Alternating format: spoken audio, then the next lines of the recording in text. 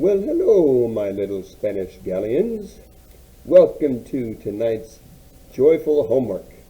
Subject pronouns, everyone's favorite thing to talk about. It's true. You talk about it, I talk about it, he talks about it, she talks about it, and we talk about it, because those are all subject pronouns. Let me show you what I'm talking about. How about your utility words notes, and copy down this chart. You should have it already from class, but in case you missed, make each row about 2 lines tall, except the bottom row, which will make 3 lines tall, and then divide it down the middle. Okay, in the upper left-hand corner, you're going to write the English first-person pronoun. That's I. And then, why don't you write down its Spanish counterpart, yo.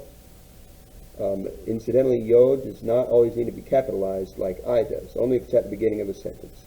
All right, now underneath it, you're going to write the familiar you,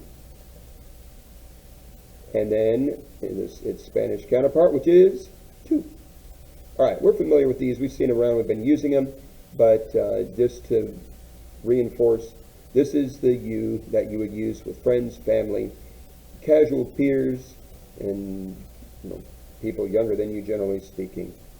All right, underneath that, you're going to write down she, and the Spanish version of she is ella. Underneath that, how about he? That's él. Don't forget the accent over the E, otherwise it means the. And, okay, this is kind of going to be a curveball, but now you're going to write you again, but the formal you we put down here. That's usted. You've seen it before. There's a reason why we've got it down here and not up with the familiar you in the middle, which I'll explain later on in the year when we start conjugating verbs. But for now, just always think of you as down here in a category with he and she. Ella, él, and usted. You may have already noticed that they tend to group together when we do things like le gusta. That means either she likes, he likes, or the formal you, usted, like. Also, como se llama could mean what do you call yourself in usted form, the formal, or it could mean what does he call himself, or what does she call herself. So anyways, those are grouped. You'll notice this whole left column is all singular. These are all singular subject pronouns. I is one person, you, one person, he, she, formal you, all one person. They're all singular. In fact, you might even label this column, this left-hand one, first person. Excuse me, not first person, not singular. Singular. These are all singular. However, the first row is first person. That means we're talking about ourselves. If I'm talking about myself, I'd say I. In Spanish, yo. Let's go to the upper right-hand corner. And if you haven't deduced already, the right-hand side of this column is plural. So, upper right-hand, we've got the plural, and the top row is first person. So if I'm talking about myself, but there's more than one of me, or us, I'd say we. Oh, okay, sorry, I forgot about the it down there. People are always like, how do you say it in Spanish? Well, you don't, because there is no it, no I. In the subject pronoun, there's no subject pronoun it in Spanish, okay? All right, so up to the upper right now. Yeah, we is plural first person, and in Spanish you say nosotros, or nosotras. All right, skip that middle part and go to the bottom, and let's write down they. This is the plural, but third person. Notice he and she are both third person. If we make them plural, they. In Spanish, ellos if it's guys, or ellas if it's girls. You also ends up down here, but the plural form, you take usted and make it plural, ustedes.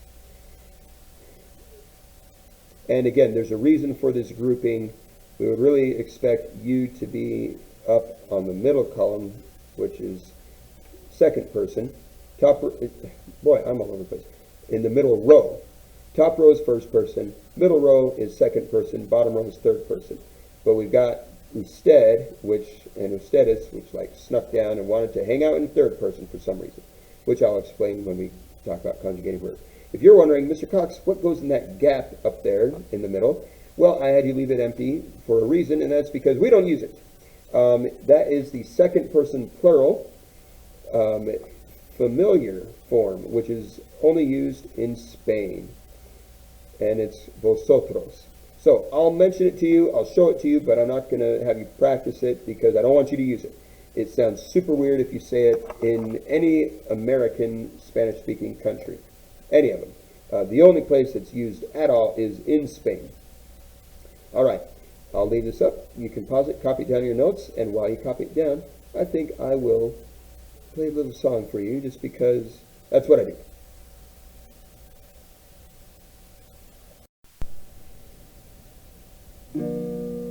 For I say yo, you know it's true, and for and informal you just say too.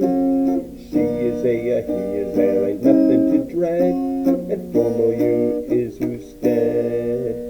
Well now we is a mouthful, say nosotros, or they say ella, but if it's guys say ellos, for plural groups like you guys. Ustedes is what you're saying, and vosotros is only used in Spain.